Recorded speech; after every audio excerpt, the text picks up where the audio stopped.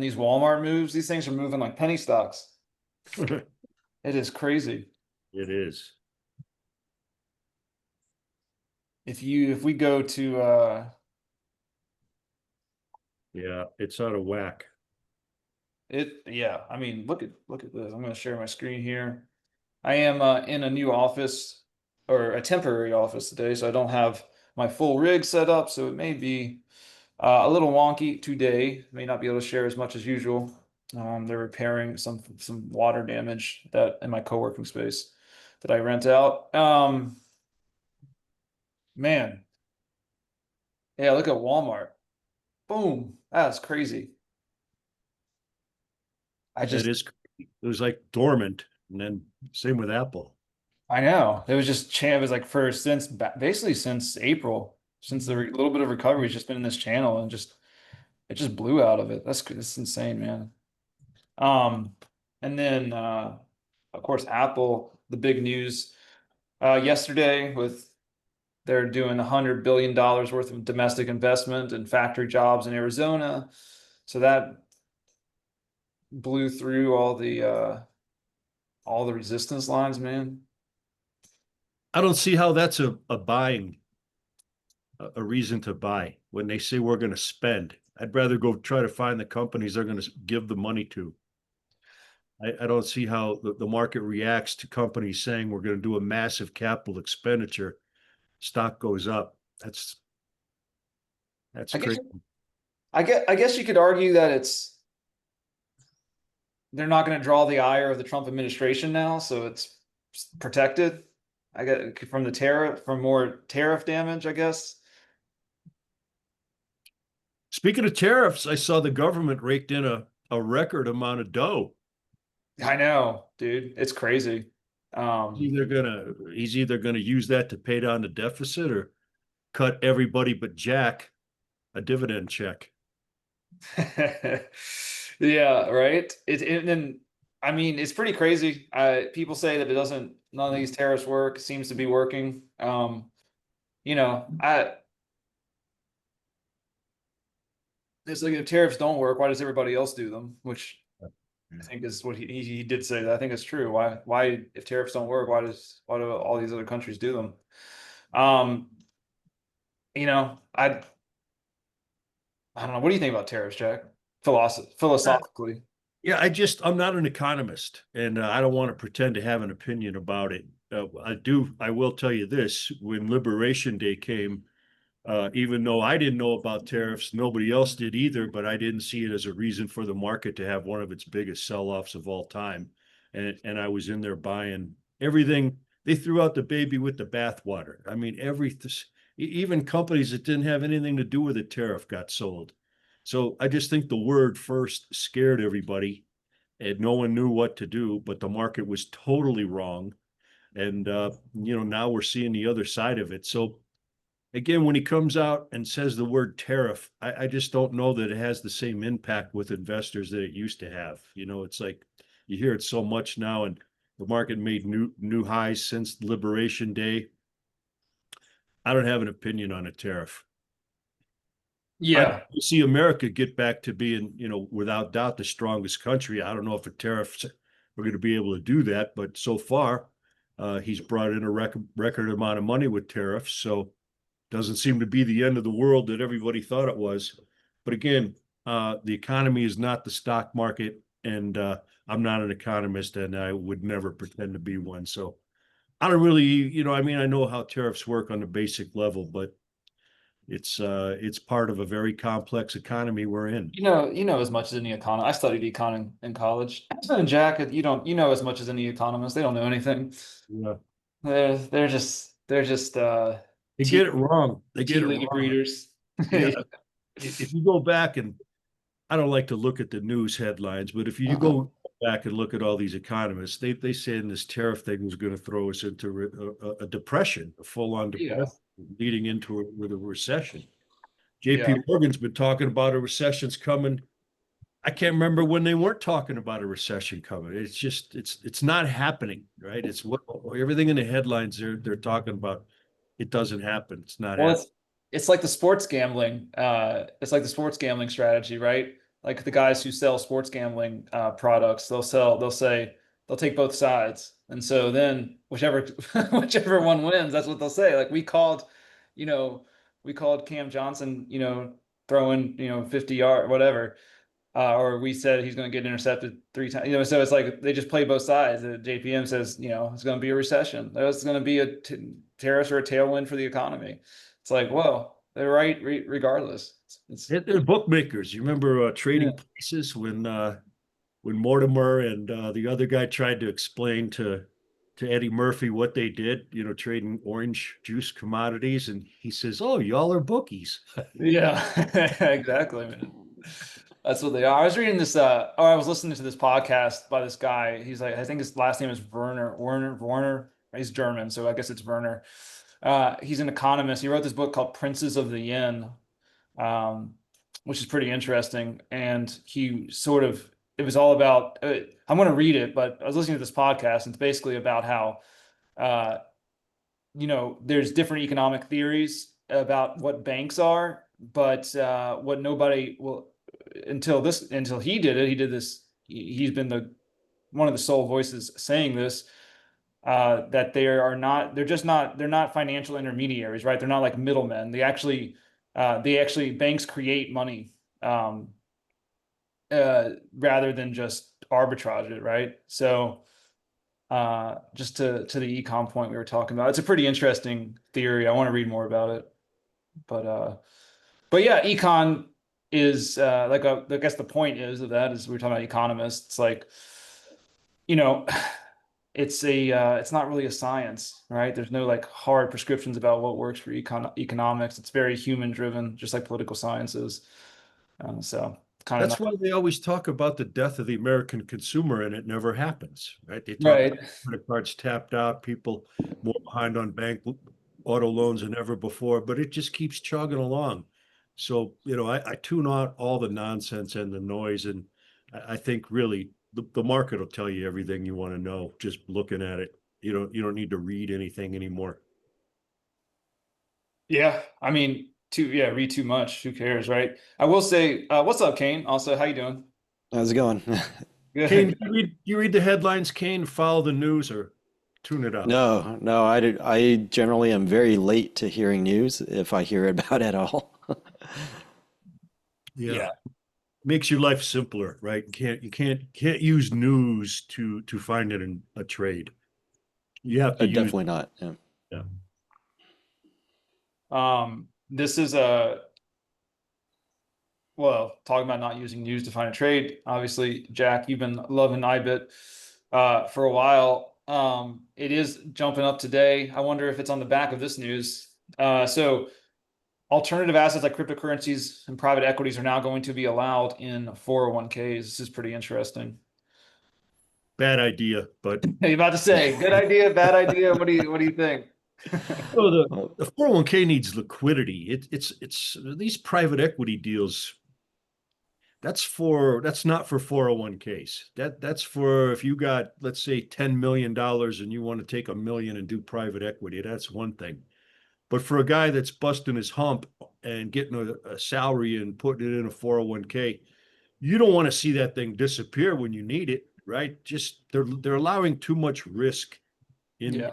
into the 401k, and there's a huge push by BlackRock and all these other companies that make ETFs. They're making these kind of cross ETFs where you can get a position in like Starlink and Anthropic and some of these off the private equity platforms like EquityZen and stuff like this. And so you can get a little position in a company that's not yet public, and you can get some positions in some publicly held companies all mixed into that ETF.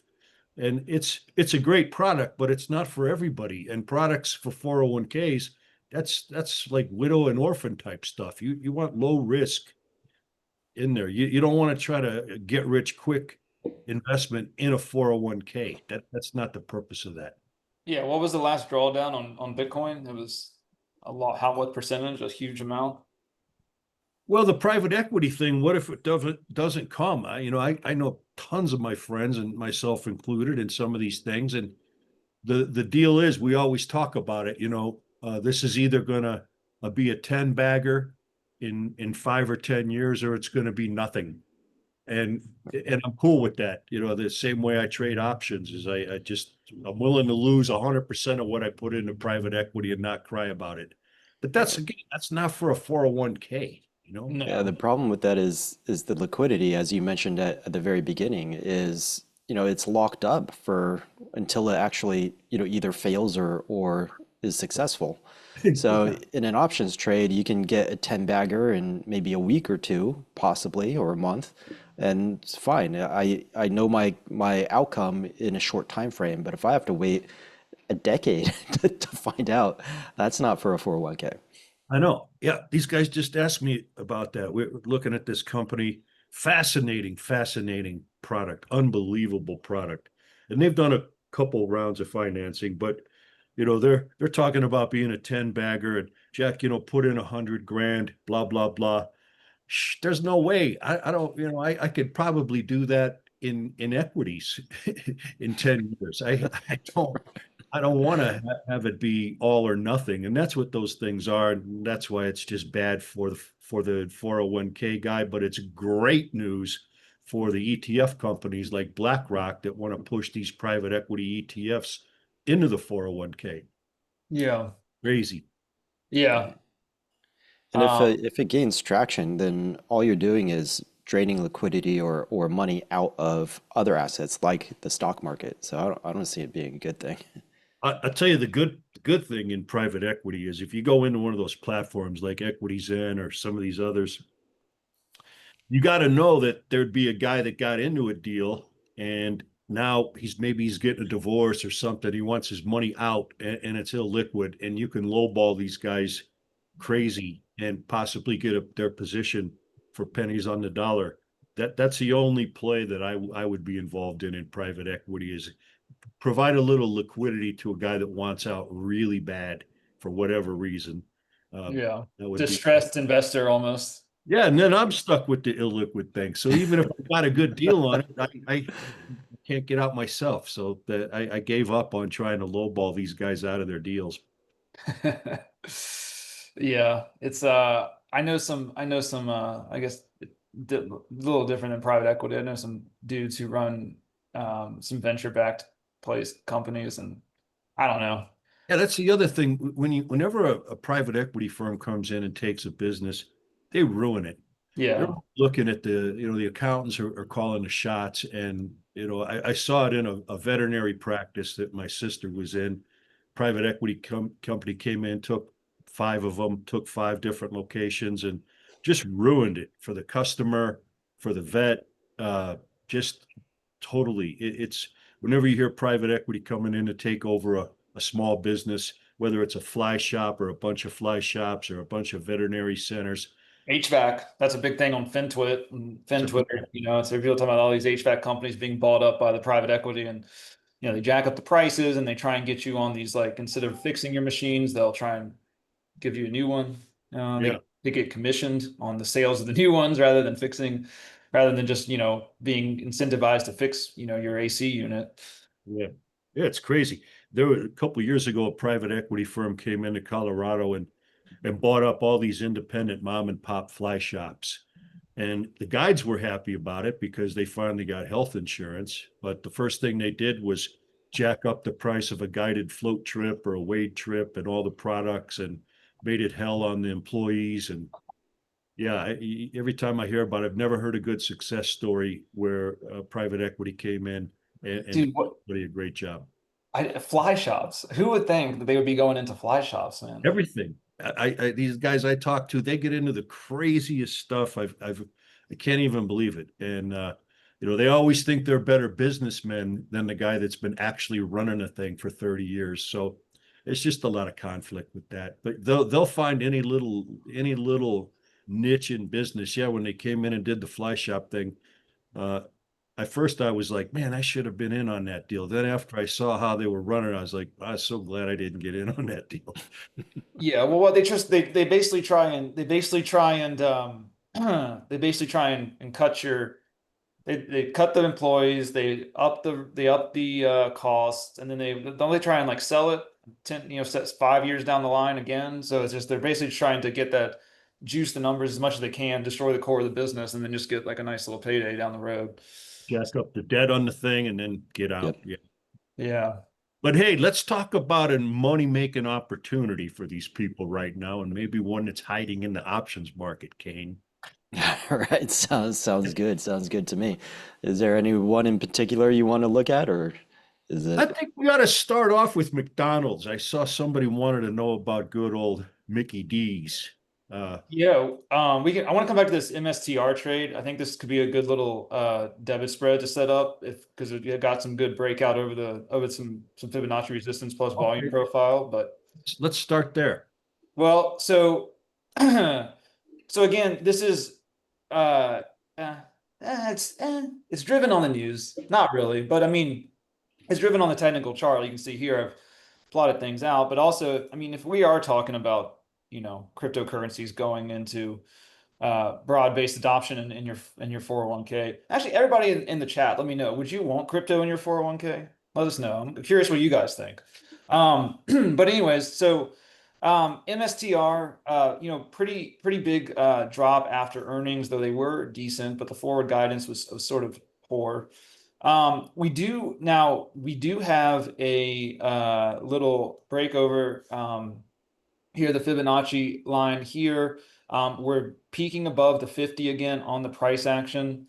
So I do think, and we're kind of in a volume, I call this a volume valley here. So what I've found is price tends to kind of flow through these volume valleys into periods of or sections called volume shelves of a higher, longer term volumetric support. So basically what I'm betting is that MSTR will rise from here to at least this zone here between 410, maybe 404 or so. So I was just trying to put together a little debit spread idea for folks today. So it's at 397 right now. If we go kind of tight here, 397 and a half. So 397.40. So basically, that would be more expensive. So I think I like this because you really only need MSTR to rise. I mean, even if it gets to 400, right? And so the cool thing about a bull call spreads is that with the debit spreads, like you're also working with a little bit of theta as well to your advantage. So as long as it rises $3, right, which is less than 1%, by by the 14th, you could be looking at a pretty good, for like 23% profit, maybe a 92% profit by expiration. Let's tell the people what is a debit spread. Yeah, so a debit spread, so there's credit spreads and debit spreads, right? So a debit spread is when you sell like the higher strike price, you buy the lower strike price. And unlike a credit spread, right? You are getting you're paying to put on the contract. Whereas in credit spread, you get paid to put on the contract. Now they're just flips of each other. So if you did a credit spread, it's basically the same thing. If you did a credit spread and just inverted this, right? So you would basically get the net debit of 122 or you get like a net credit to your account. It's the flip side of they're opposite of each other, but it's the same basic like R, risk to reward. And the advantage is that you can get into the trade for much less cost than if you just call. Right? So so if we were to go, I only have one screen here, but I mean MSTR options, if you're going in the money, they're pretty expensive. So let's see, what is this one? Yeah, $13, right? So you're gonna be paying you'd be paying $1,300, right, for this one. So I don't know. That's a big amount of capital to put on for one trade. So you can get basically directional movement with a debit spread for cheaper, right? You get so it is a directional trade, right? But also you do have theta kind of working in your favor on debit spreads. So whereas with a just a long call or a long put, it's kind of working against you. So pretty cool. I'll type this out in the chat while Kane gets to his stuff. But Yeah. Well, just a little bit of commentary on that debit spread, just to make sure everyone is clear on what happens in these trades. So Alex made the comment that theta is working in your favor, and we just want to make sure we're very clear. As long as you're in that max profit zone, then theta is absolutely working in your favor. So the way that oftentimes we like to do it is to start out with the current underlying price inside of your max profit zone, and that way for sure theta is working in your favor. So when you do it that way, it's a little bit more conservative. I think that's the way that Jack, correct me if I'm wrong, that's the way you prefer to do it. You give yourself like a cushion below, like it could drop maybe 5-10% and you're still in that max profit zone. But if it falls into your loss zone, then theta actually works against you. So the people who like to do these high risk, like, oh, I'm going to go out of the money in my debit spread. Yeah, you can make a 10-to-1 or 5-to-1 reward risk. You can make 500% on your money, but you have to understand that price, underlying price, has to very quickly move into your max gain zone. Otherwise, that theta actually is working against you. And I think Jack has a really cool strategy where he defines, I think, what you call a tripwire. Is that right, Jack? That's right. And yeah, and so that makes sure, if you have that in place, that makes sure you never hit that negative theta zone. Yeah. I figured that out the hard way too. Just talking about a credit spread. If you sell a 250 call and you buy a 247.50 call, or let's say a put, right? You're selling a put, you're buying a lower strike price put, and then your net credit is added to the short strike, and that's considered your break even in a calculation. But in the real world, that's not even close to how the break even works. So that's why I always like to have that tripwire higher than what a calculated break even is, because if you tried to unwind the trade at what they say the break even is, you'd have a loss. Yeah, that break even assumes at expiration. So Right. before expiration, yeah, you need it a little higher. right. And that flips people out, because how can that be? They don't understand that you got to really have that tripwire higher than what the break even on the calculation is, because it won't work. And that's a big obstacle people find out the hard way. So I just invented the term and how to do it. And people say, hey, I can't find the tripwire on my platform at Tasty Trip. It was like, this is the Jack Carter invention. You gotta Yeah. know how to do it. It's not a real thing. You need the Jack Carter indicator for Tasty and Thinkorswift. Right, there you go. So we have a customer here saying, what do you buy and sell in a debit spread? For example, you could buy an at the money call and sell the next strike call, right? That's kind of what they call a wrap order, and that's a very easy one to put on and gives you a great chance at making a profit. Yeah.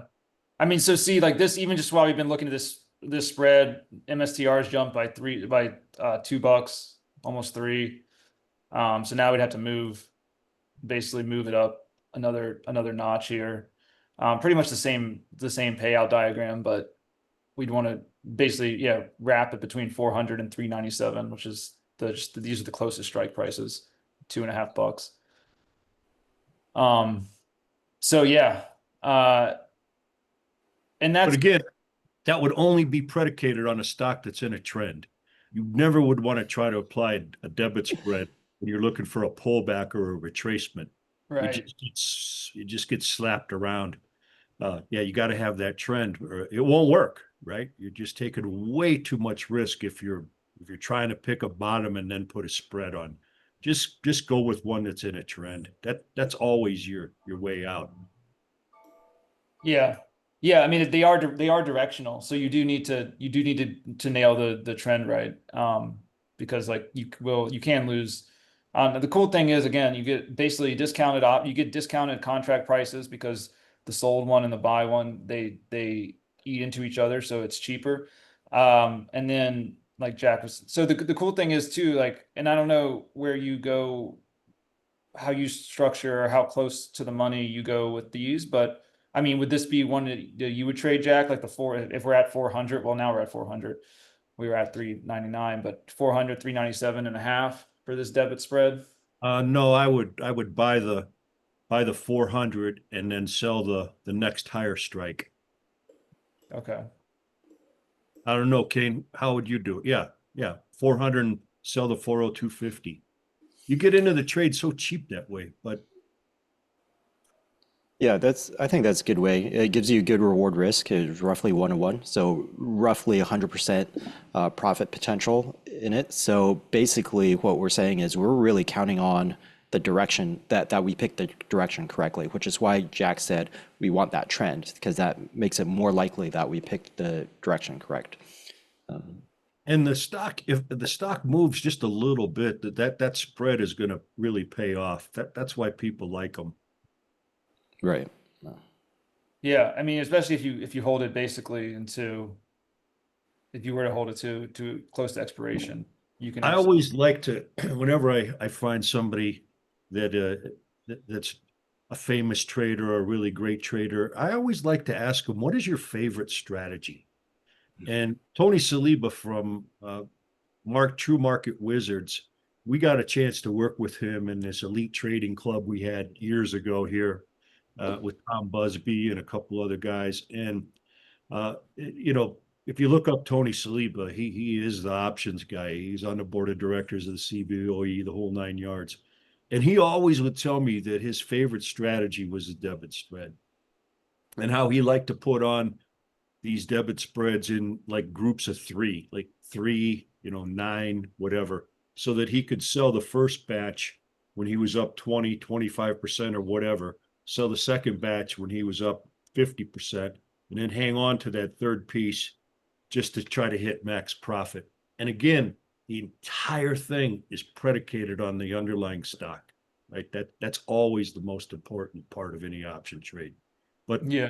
funny to hear. Here's the guy. He's probably one of the top option guys in the world, and that's his favorite strategy. So take Yeah, that. something what you said right there about having basically three sets of three lots or having multiple groups of contracts.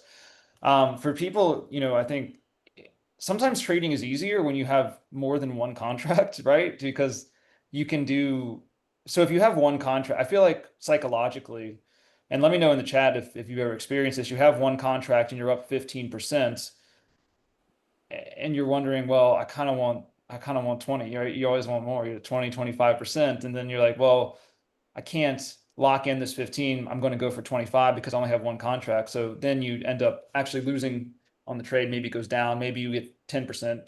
Maybe you get 5%. Maybe you get zero, or even you lose money, right? Because you weren't willing to sell that contract at 15. But if you had, say you had three contracts, so say you had five contracts, you got a 15% gain, right? Say I'm going to sell three of these. So three of those contracts are at a 15% gain. I'm going to let the next two ride. So then you say, okay, well now this one rose another 20 cents. So I'm going to get out of one more contract, like Jack was saying that Tony Saliba does. And then you're like, okay, so now I've got, I got a three lot of 15% gain, one of 20%, and I have one more, and then the stock tanks, and you lose 30% on that contract, but you're still in a profit. You've still had a profitable like trading set of trades. You still had a profitable trade just because you had multiple orders to play with. So, it's kind of a double-edged sword. You put more in, you can also lose more. But psychologically, sometimes, you can lock in gains easier when you're trading with multiple contracts for everyone. So but yeah, we can put I'll put this trade in the chat while Kane, you want to go? I'm gonna stop sharing and you can get your thing going. Yeah, yeah. Let's do it. Let's see. Which screen am I trying to share? I think this one. Struggle There was we real. go. Okay, and let's take a look. I was just asked in the chat about some gamma levels, so we might as well take a look at that.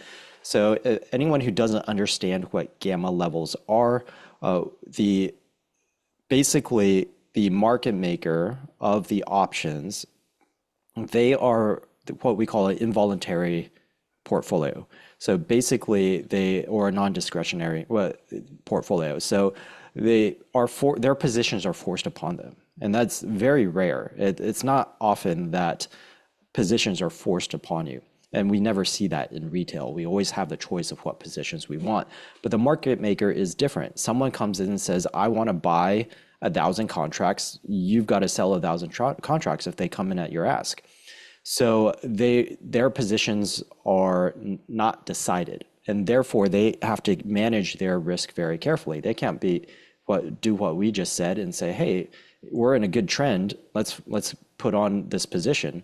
Well, probably someone like Jack is saying, hey, we're in a good trend. Let me put on this position. And the market maker is, crap, that trend is against me. So the market maker, they have to know exactly where their risk is. And that's what gamma is doing. Gamma exposure is showing us where the market maker has risk. In the case of SPX, they've got a lot of risk up here between 6370 and 6380. And they have a lot of risk down here between 6310 and 6300. What that means is if our prices get near those levels, or as they move towards those levels, the market maker has to start adjusting their hedging. So right now, the market maker is in a pretty good position where our price is in between those two giant pockets of risk for them. But if we start going up, for example, then they've got to start covering their all the calls that are up here that they sold. So they've got to then buy a bunch of underlying in order to mitigate their risk. So what these are showing us is likely areas of action that the market maker is going to take. The bigger these bars are, the more that the market maker has to take action. The more shares, underlying shares, they have to transact in order to cover themselves. So that means if we get up here, they're going to be transacting a lot of SPX, or in this case, futures, because this is an index. So that activity is going to start affecting the underlying instrument, and then these areas tend to act like magnets. And so today in the SPX, right now in the market, we have these two magnets, but we're sitting basically right in the middle of them.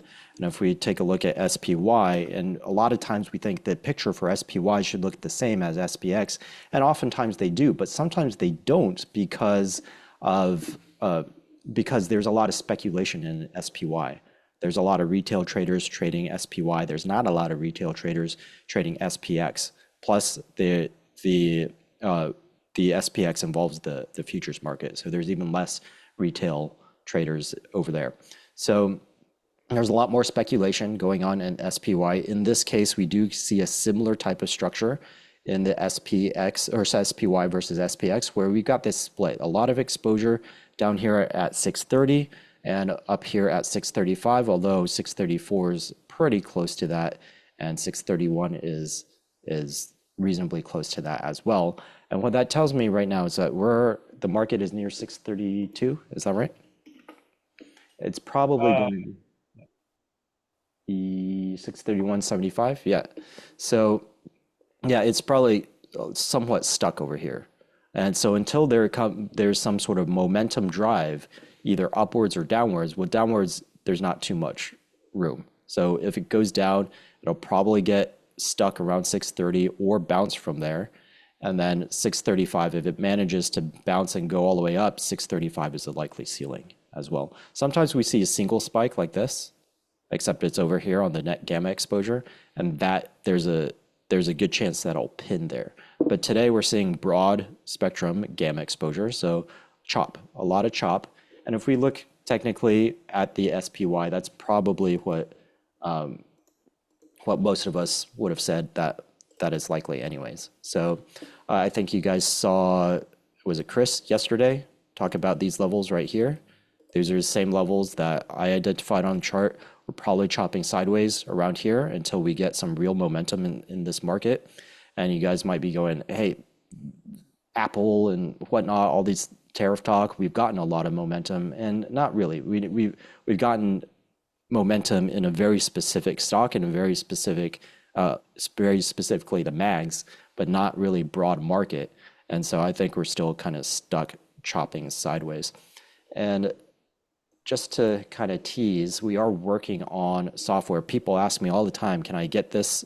I always tell them, it's just an interface. It's not something, it'd be absolutely useless to you if I give it to you, because you need the data hookup and all the calculation power behind it. And so we are finally getting closer and closer to doing that. So I want it. yeah, there you go. So we see that same visualization right here. Tell me when this is going to be out. Well, we're hoping by the end of this month. Yeah. Yep. And so, and this is just the very basic, trying to recreate these right here. But we're adding in a lot of really cool views. For example, if I can get a chart over here. That's going to be a very powerful tool, my friend. Yeah, thank you. I'm pretty excited about it, and I know a lot of people have been waiting for me to actually finish and get it done. So I don't know if I have a great way of visualizing this, but you know what? Maybe it's worth me showing you guys actually spending a minute and getting it up. So, for example, if I go to the SPY and we have, right now it's obviously a manual process, but we'll get that fixed. Okay, so did that not show up? It didn't show up. Oh, because I didn't add it. Okay, so right there, what you see is, let's go intraday 5 minute. Okay, and so these are the current levels that you see identified on my sheet right here that are important. So we've got a call wall right here. That means that there's going to be resistance if we get up to 637. That's pretty far away. The largest gamma, right, is at 635. So that is also going to act either as an attractor, but both attractor and a limit. And then we've got the negative gets down here at 630. So we put levels on a chart so that you can see as these prices move, how they're reacting to those levels. So you can see that today, we started out at this call wall, we moved down to the positive GEX and then through that to the put wall. And then we moved down over here to, that's the put open interest, the largest amount of put open interest. So we've got a, so what we're seeing right here though, is this is a P trans to N trans. That is a transition from overall net positive gamma down to negative gamma. So if we go below 630, which was that negative gamma or lower gamma limit, then we're going to flip negative in the markets. And if that happens, then markets really run in negative gamma regimes. So we're still in positive gamma. They run down if it flips. Was that, right? Yeah, it'll most likely fall pretty hard if we get down below that 630, but it doesn't look very likely that that's going to happen. So in positive gamma, we like to buy the dip, sell the rip, and then in negative gamma territory, that's when markets just really run. You're in a position and you just hang on for the ride. Do you use this on individual stocks or mostly index? I use it on individual stocks too. So we can take a look at McDonald's, MSTR. So we can do MCD. Even Nvidia right now would be. Oh yeah, Nvidia. If we're looking at a just say August 15th expiration, so that my software, the software we're working on will be able to do aggregate or any combination of expirations, but the spreadsheet isn't that powerful. So we have to look at one at a time. So you see that gamma is indicating we could move up to 185 very easily by next week. Wow. And there's exposure up here at 190. There's almost no negative over here, Wow. right? It's all positive gamma. So any dips I would be buying in Nvidia and targeting 185 in the near term.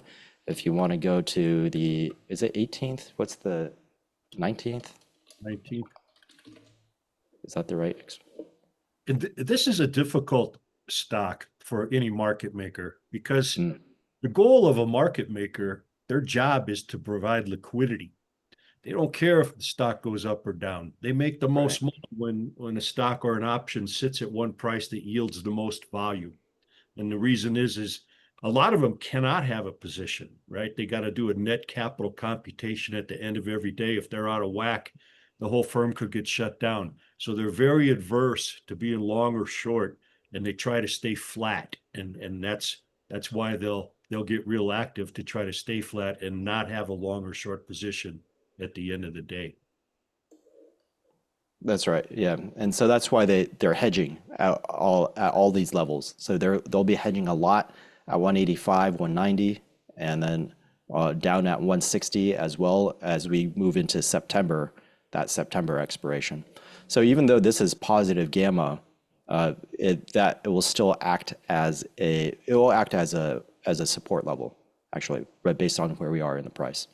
And where the price being close to or at an all-time high right now, that's the trickiest trade for a market maker. You just if it rips, you're going to get your head ripped off, and if it doesn't, you don't want to be long, so you're forced more and more and more to be flat as this thing is up high. Yeah. Tough being a market maker for sure. That's really cool, man. Yeah, I'm looking forward to that. You said you're using Alpaca for that API? I think we're still on Polygon. So I'm looking at Alpaca, but so far we're still on Polygon. Yeah, I've used Polygon. That's been a pretty good data feed. Yeah. Yeah, I don't know why I didn't use Polygon. I used Alpaca. I just thought, I don't know, there was some reason I did not start with Polygon, but yeah, I've heard good things. I think something about the API was like easier to use. Like it was just like easier. It was more documentation or something. I didn't feel like messing around with Polygon to try and figure stuff. Do you code, Jack? What are you talking about APIs? Kidding me? I don't know how to program a microwave. I can't code anything. Still trying to figure out how to work the timer on this coffee maker. This is Jack Happy. So no, I'm not a coder, but I did buy Polygon, and then we got plenty of guys here that'll do it, right? I just tell them, hey, here it is. Go make it look like this. This is what I want it to look like. I'm not going to code anything. Yeah, we got some pretty good guys on the developer side. Yeah. And I got adult ADD. I'm not going to read all that. That's a lot of reading, man. Yeah. It's dense, man. Hey, you can use AI though. It's a lot easier now than it was. I'll tell you. To me, I'll tell you that much. I tried AI. I don't know, man. It's a whole new thing. It's really not even artificial intelligence. It's just scraping the intelligence that's out there, right? regurgitating it to you. It's collected intelligence. Yeah. I want a thing that can think. I don't want a thing that's just going to spit out what it finds on Google. I don't know. I don't know if I want it to start thinking. I get some ideas. Yeah, it would get some ideas. Be living in Terminator mode. All right, Mickey D's. Did we bring that one up? Yeah, let's do. Yeah, let's do Mickey D's out to September. Transparency. I'm long and strong and about to get it on. And Mickey D. There you go. Look at that. The market agrees with you. 320 out to September. Very, very obvious gamma exposure right there. So basically what it means is even if we get like a $1 move up from 305 to 306, the market maker is going to buy a certain number of shares. I'm going to have a calculation. My old software has a calculation of the number of shares per 1% move or per $1 move that the market maker has to buy in order to cover their butts. So they've got to buy $15 worth as we move up to 320, they're going to potentially buy millions of shares on the way up to 320. And if the market maker is buying millions of shares, that's support. That's going to move pretty strongly. Yeah. Funny story about McDonald's. I got grandkids now, and I buy a stock that they like, so they'll follow it, even if they're little kids. I bought Yeah. my son, Jack, 7 shares of McDonald's for his 7th birthday. Kids don't want to get stuff like that. They want to get, toys or food or junk but he got to learn a lot about McDonald's. And that was like almost not quite 30 years ago. And he's up like 4,600%. And I'll Nice. never have, yeah, I know. And the killer part is he's been reinvesting the dividends the whole way. And so it's just it's been ridiculously great for him. Yeah, that's a good, man. Yeah, I got teach kids like my granddaughter. I let her pick any stock, but she's got to follow it and report into me and this and that. So she picked Starbucks. And, nice. and Yeah. my little 5-year-old guy, he didn't know what to pick. So I picked QQQ for him. My grandson, Jack, he picked Aflac because he watches too much college football and there's all those Aflac commercials on, right? But the funniest thing when you teach a kid about the market, which everybody should do, is my little Jack. He'll look at a stock, and the very first thing he says, I always show him stocks in good trends, and the very first thing he says is, "How much does that one pay you to own it?" And I love that perspective because he's an investor, not a trader, right? So he's got to have the dividend has to be right, the trend has to be right. I mean, I just love where he's at. But when he said that, how much does that one pay you to own it? I just thought he's got it. He's got it. Jack, he'll be selling puts before he's 10. He's already trying to. He's already trying to do it. And Nice. the funniest thing he ever said was when he was really little. He was probably about 5. I sit him down next to me, and I got him the whole summer, and he's looking at my laptop, and I'm showing him this trend point and stock, and I'm looking at a stock, and I say that's a good one, and he says to me, "How do you know?" And I said, I don't. Every time you're doing this, you're still just guessing that based upon that trend, once an object is in motion, it tends to stay in motion. So you got to have that trend. But I just loved it. He almost said it a little sarcastically, like, how do you know? And I said, little Jack, nobody ever knows, right? We're taking, that's called risk. It could go down. And yeah, teach your kids. Just a little side note, just teach your kids and get them involved and make them hold them accountable, make them tell you every week how did the stock do and this and that. I You'll love it, man. there's That's such a awesome. lack of financial literacy in this country. It's embarrassing. It's so you don't have to have your kids grow up like that. Yeah, no, it's so, man, teaching them how to just the basics. See, people don't, I mean, I never took, it's funny, I was all in advanced classes throughout school, and I never, I didn't know how to, I mean, never once took a personal finance class. It's wild, Yeah. They don't know. They don't even know how to teach. You would think you would. What's interesting is the kids who weren't on the AP track, they did take those classes, which doesn't make any sense. Mhm. It's weird, man. I It would have is. rather taken shop and personal finance classes than like human geography, whatever that is. Yeah, I know. Um, Basket weaving or never. yeah. So this is a good question from SK. Um, for you, Kane, how to take advantage of the McDonald's gamma exposure, right? And I Oh think yeah. yeah, So I mean, explain that, but you also have a whole little strategy session planned out here in a few minutes just to show how to take advantage of that stuff. Amazing. yeah. You'll hear about. I do have a program where we do look for things exactly like this and take advantage of them. In this case, what we always consider is the time frame, and the gamma exposure is telling us that we're looking at probably out to mid September. If I look out to mid, just I guess 1 week. That's too early. right? It's saying 305, 300, 305. So it's basically where we are in the market right now. So we're not expecting that move to be immediate. We're expecting it to take maybe the course of a month in order to move.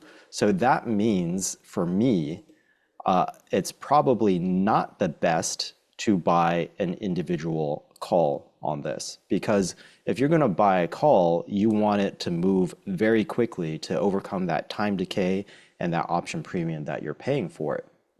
The caveat is that if I buy enough time, then that time, if I buy a lot more time, so if I'm expecting this to happen in 1 month, and just say I buy 2 months of time or 3 months of time, then that time decay becomes a lot less significant. So I can either buy far out, or the other thing that I could do if I don't want to buy a far out option and I still want to do a single call on this, in this case, because we're bullish on it, then I would go in the money. So a lot of you guys like to go at the money or out of the money because you think that's going to give you a better return. But in this case, if it's going to take a month in order to move to our target, then you don't want to, because time decay will destroy the value of that option. So you want to go further in the money, so that protects your premium. But let me go and show, maybe take a look at some. So for sure, since I'm expecting this to take out up to September 19th, I don't want an expiration before that, because if it moves, it doesn't hit 320 until exactly 319, then almost every option that you're going to pick in here is not going to really make money, because again, we're not expecting that move to be really sharp and fast. So over here, we already ruled out anything out of the money, so it's got to be in the money. And so the question becomes, how far in the money? I have a lot of ways to determine that, but one of the simplest ways that I have to determine that I haven't seen anyone else really talk about, is I take the extrinsic value, which is basically the premium that you're paying for that option. Because what we're saying is today, if you exercise that option, it would be worth this intrinsic value, which is $1.20 on this 305 call. But if I pay $8 for this call, then that means I've got $6.90 or 80 cents for of all just premium I'm paying on top of that. So that's the extrinsic value right there. So I'll take that extrinsic value and I will divide it by the number of days I've got left to expiration. So that gives me sort of a per day. Of course, that's very linear, and this doesn't really work linearly. It works exponentially, but at least it gives me an idea of how much I'm paying for this in extra value that I'm paying per day. And so it gives me like the more I'm paying, the faster it has to move towards my target. So and then a quick shortcut to what I'm about to show you is, are there any here that seem to be mispriced? 680, 490, 380, it's dropping really fast. And then what I see here is this interesting pocket right here where I'm paying about $1.20 in extrinsic value, but the one above it is 230 and the one above is 160. So there's a little dip right here for whatever reason. There's a little bit of inefficiency right here, because you would expect it to linearly go or just directionally go down without any dips. So there's a little bit of inefficiency right here. And then what I notice is I pay 120 in extrinsic value for the 270 and only $1.22 for the 275. So this 275 is a little bit better value than that 270. Now, unfortunately, it's also a $32 option. So that's not really going to help us get into position. 100 lot there. So Yeah, would you right. get a debit spread on there, right? At that price? Exactly. Yeah. So all of that tells me is, yeah, it's not a great candidate for a single option, right? So then we could absolutely do a debit spread. And then you could do the strategy that Jack and Alex were telling you about earlier. We buy one in the money, and then we sell one out of the money. So I just buy vertical right here. That would be a 305, 310. And that's exactly $2.50 right now on a $5 spread. That means I have $2.50 of risk and I have $2.50 of profit potential. So I could make potentially 100% if this thing goes to 320 or above by September 19th. That is not You could a do it, bad you return. could do it for $250 versus $3,200 if you just bought the call. You got 3,200 bucks at risk. You do the debit spread, you still can make 100% and you're in the trade for 250 bucks. Exactly. And what does it take? Like how far would this have to move, this 275 that we identified? How far does McDonald's have to move to make 100% versus how much does this debit spread have to make in order to make 100%? This one only has to move to 310. It doesn't even have to make it to our target at 320 in order to double. And then if we actually priced out that single option, is probably somewhere way up here at like 340, 350 in order to double. So that's another reason to love debit spread. I don't blame Tony Saliba for preferring debit spreads. Now, the one thing about it is you got to sell it. Right? When you're doing a credit spread, you can let it expire worthless, but you can't let this debit spread expire worthless or it's going to be worthless. So you have to expect the move higher. That's why you got in the trade, and then have a plan that you're going to at some point get out of this thing 20%, 100%, 50%. But I see people get in it and don't do anything. And even when the trade is working, even if you have a profit, if you don't take it, those options are going to expire and you just didn't take a profit, right? I've seen that happen too. I don't know why, but people would do that. But you got to plan on selling your debit spread. And you got to plan on letting your credit spread expire worthless. Yeah. If you have auto exercise at your broker and it happens to go, if both of your options are worth something at the end of it, or they're in the money by expiration, then your broker could auto exercise it for you. But Jack's right, you gotta bird dog it. You gotta make sure that you've got that auto exercise on, and plus you got what if it ends up at like 315, right? Then you've got some work to do instead of 320. So when I get in a trade like debit spread, as soon as I get filled, I'll turn around and put it for sale good till cancel at whatever profit my target is, 25%, 50%. That way, once I get filled and I put the order in for sale good till cancel, then I can go back out and enjoy the day. I don't have to sit there and stare at it. If it hits my target, it's automatically going to be cashed out for me. Yeah, what do you that actually brings up a good point that Kayleen was asking about. Or sorry, not Kayleen. Sorry, Kayleen. SK, how do you manage the trade? What's your profit target on this? Personally, Kane, what do you do for this? Also your stop loss as well. Yeah, so for me, I would identify an area where I would consider myself wrong about this trade, which means, so if I did the 305, 310, I've got to break even at about 307.50. Okay, so let's put that on. That's such a tiny move too. Consider that, people. Yeah, because from where we are, it's such a little move especially for McDonald's. So what I would want to see personally is that this trend is actually happening. So so we're halfway through this week. So by the end of next week, I would like to see the price above 307.50. I would like to have potential for me to already have broken even.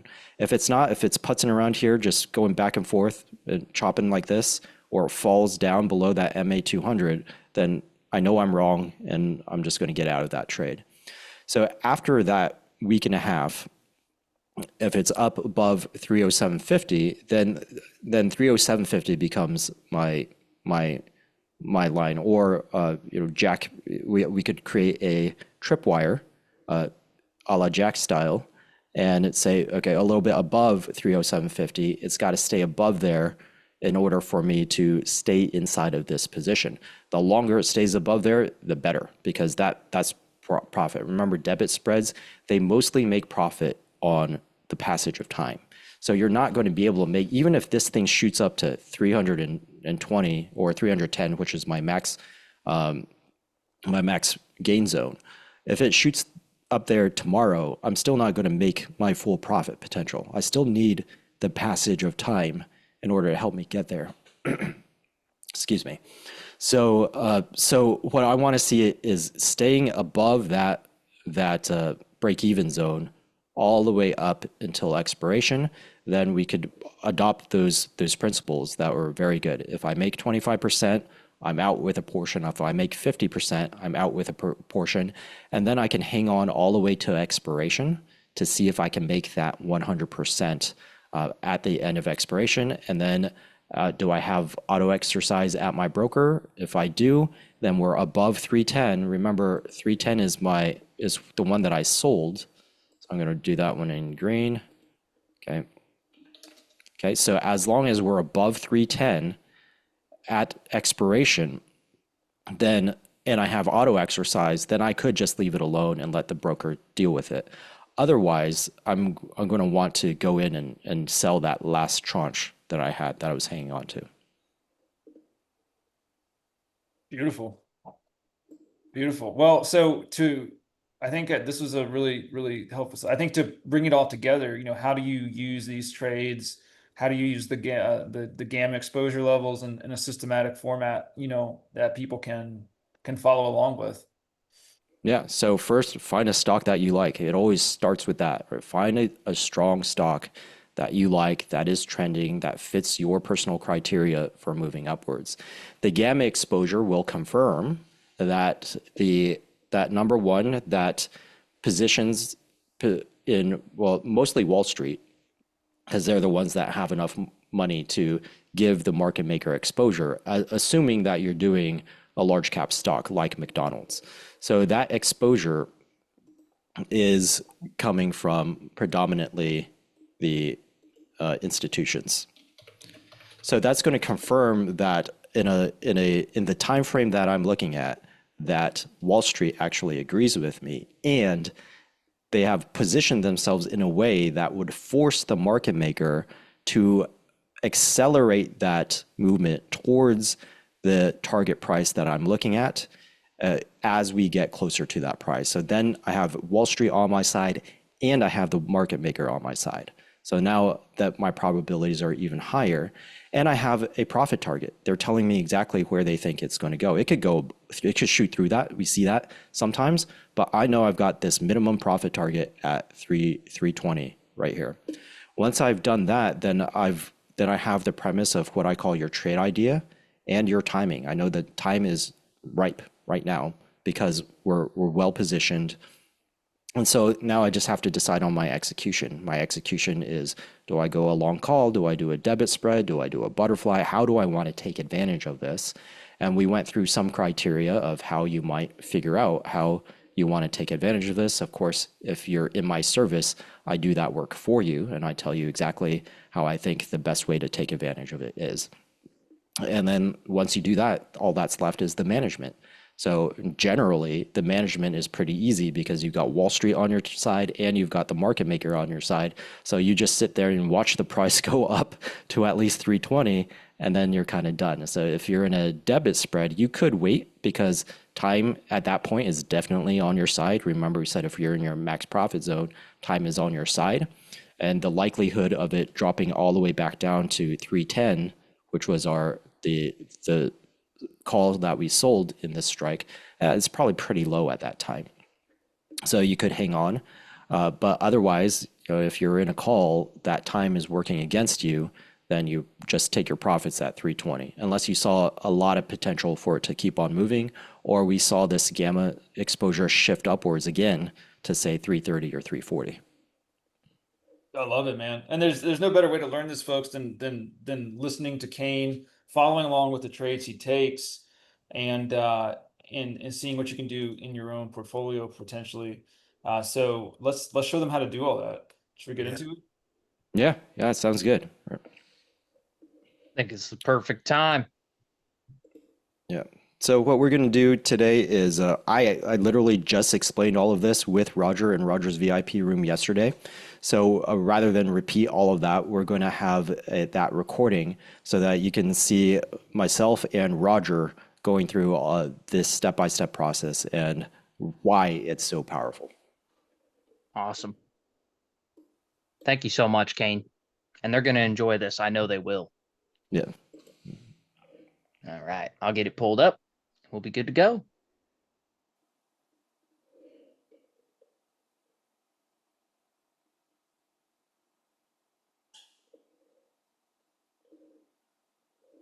Looks like we might have lost Blake there. He's on pause. Let's see if you guys had any other questions that I missed. Am I using extrinsic value to choose my debit spreads also? So on a debit spread, you're buying and selling. So you're going to buy extrinsic value, then you're going to sell extrinsic value. They're mostly going to cancel each other out unless you have a very wide spread in your strikes. So I don't really consider extrinsic value in the case of a debit spread because mostly that's going to cancel out. All right, let's see. Other questions? How do we went over how to take advantage of McDonald's exposure. Not really seeing any other questions. Do you guys have any questions? Anything that you guys want me to go over? I don't know if we're going to get Blake back.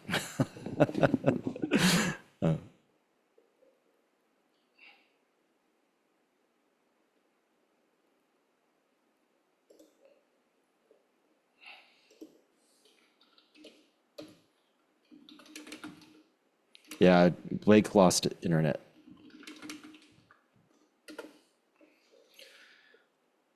How do you send a video of this to a friend? This will be, I believe, on the Financial Wars YouTube channel, so you'll be able to see the replay of it.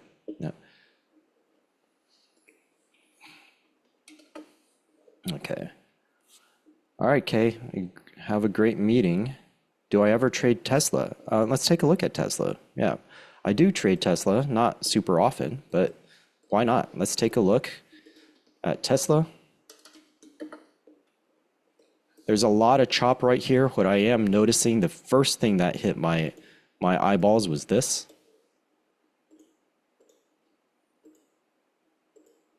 Okay.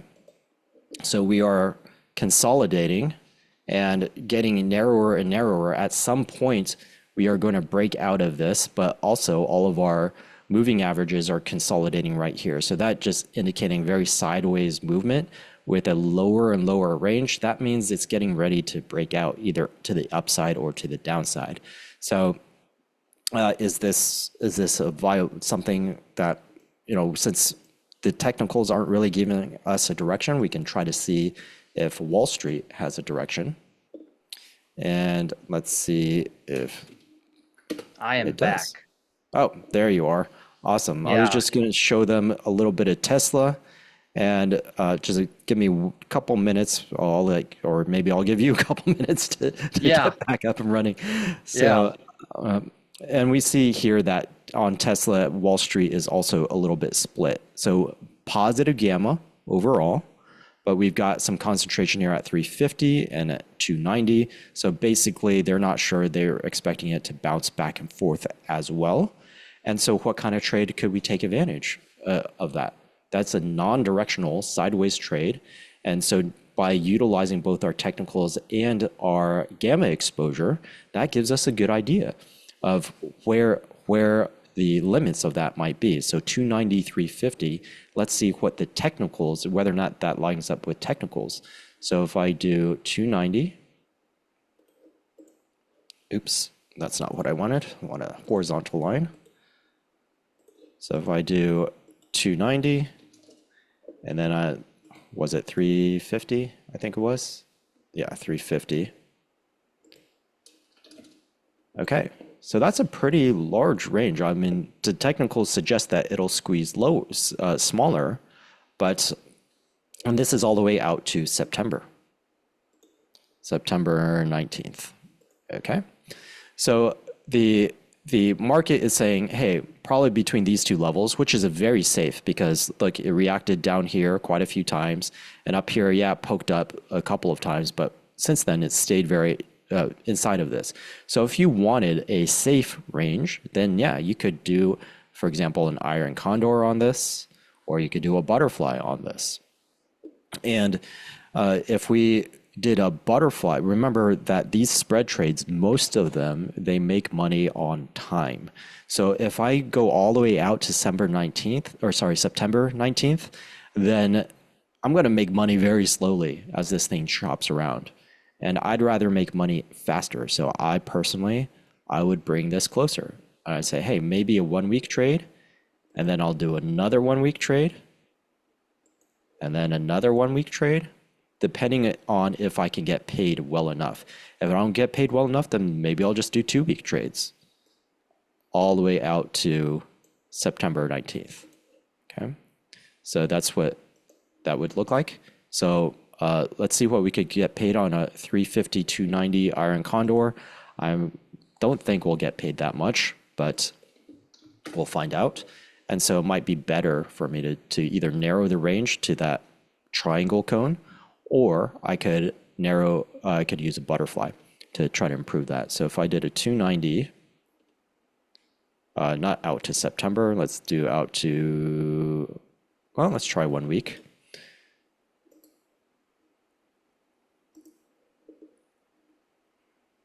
And then 350.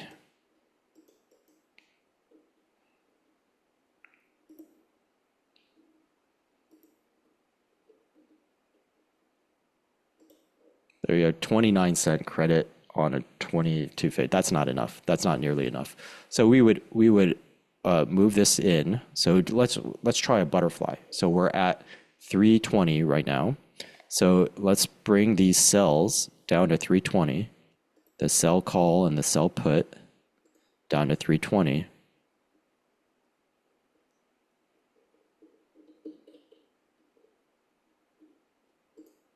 Okay, then I get $15, almost $14.50 in credit, but what's that in my risk? Let's take a look.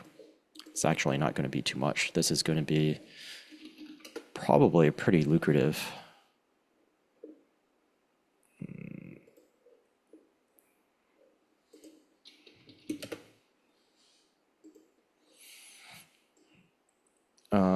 And we were doing this at, oh, sorry, our spread over here is pretty big.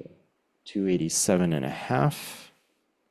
Well, let's just say 290, and then let's do 350. Okay, so what I see here is this is not bad. It's about a 1-to-1 reward risk ratio. Okay, and as long as it stays between 305 and 334.3, then I'm going to make some money. Right, so and then if it stays right in the middle right there by August 15th, then I'm going to nail 100%. Okay, so that is not a bad trade at all. Friday the 15th, right there. That's the trade that we did, or that I modeled up.